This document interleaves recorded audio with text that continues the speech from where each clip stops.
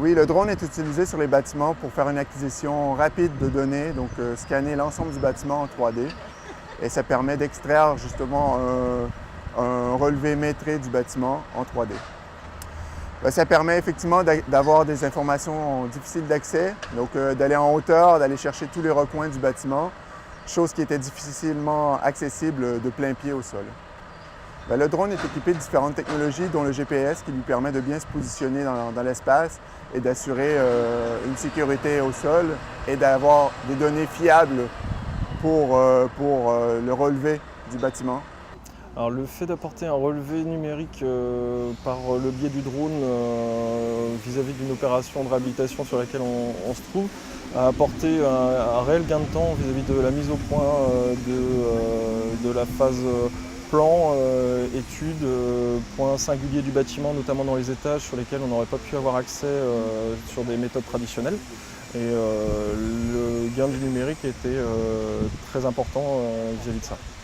Alors cette donnée, la maquette qui nous est réalisée, en fait c'est une pré-maquette, on obtient un espèce de squelette du bâtiment qui nous donne en fait le support actuel d'origine, sur lequel notre bureau d'études en interne va après travailler et venir regreffer tous les organes qu'on va venir nous en phase chantier créer, réaliser et mettre en œuvre.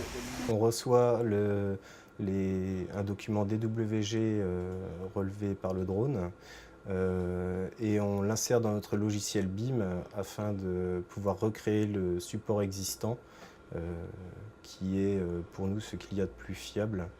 Alors au niveau du bureau d'études, nous avons gagné beaucoup de temps dans justement la modélisation du support. Dans l'existant, on parle de modélisation de l'existant. Auparavant, elle se faisait à partir des métraits faits par les conducteurs de travaux. Aujourd'hui, nous avons le métrait qui est fait par photogrammétrie au moyen du drone.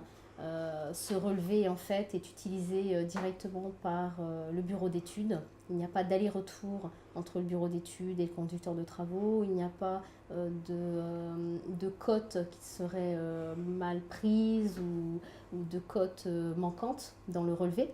Donc on gagne beaucoup de temps dans la récupération des données. Ensuite, dans le neuf, le gain de temps se fait aussi parce que justement les autres intervenants ont modélisé leurs propres ouvrages. Donc essentiellement, nous, ce qui nous intéresse, c'est le gros œuvre.